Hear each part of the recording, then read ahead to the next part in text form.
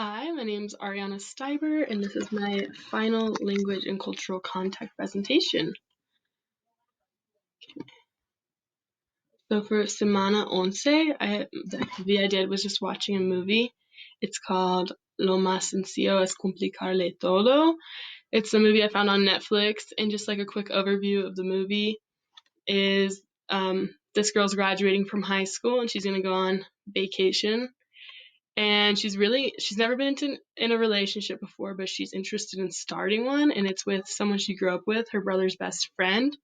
And he's like way older than her. He's an adult. He's like in his 30s. She's barely 17, but she's really interested and she thinks that he's the one for her. So they go on vacation. He tries to get him and his girlfriend to break up, breaks them up, and then feels bad about it and kind of fixes their relationship after that.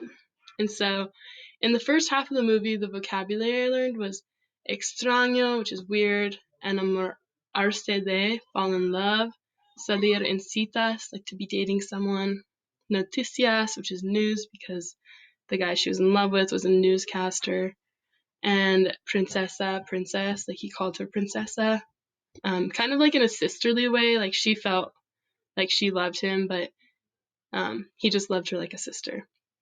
And so the cultural practice I observed in this part of the film was just how Latin parents are more invested in their children's love lives in a way. So like when she decided she wanted to start dating, her parents were asking her a lot of questions, trying to give her advice and like see what's going on.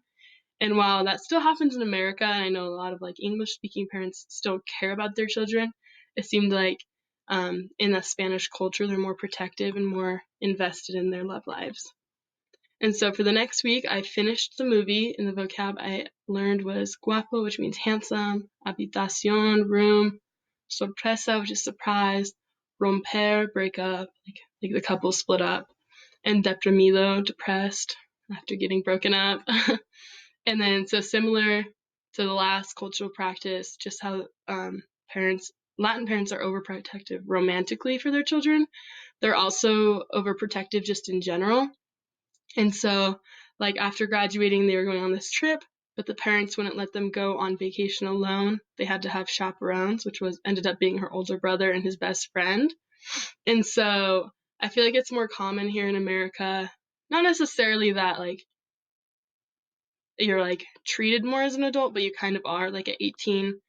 More parents, at least, are like, well, you're an 18, you're an adult, I trust you to make your own decisions, where, that's less common in Latin parents. Like you have to prove that you're an adult in a way. And so the next week, I just listened to music. I have a Spanish playlist I like to listen to on my phone. And so the vocabulary I learned was heridas, wounds or hurt, like you hurt me. Bici, which is bike. I always heard like bicicleta, but I'd never heard it as just bike before, so that was interesting.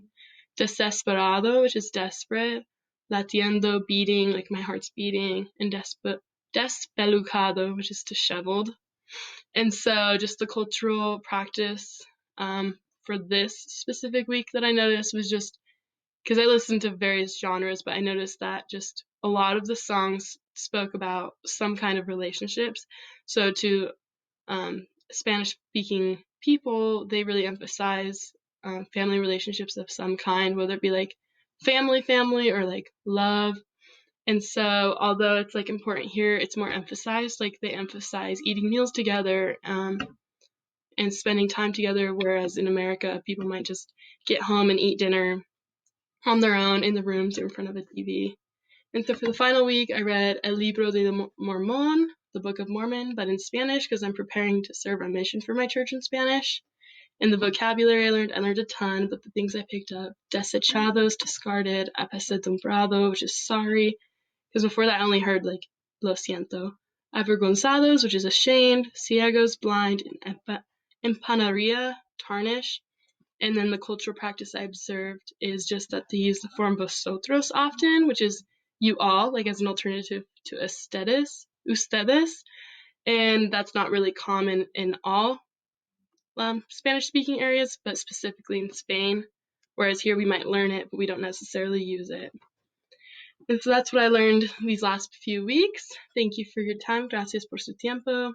Have a good semester.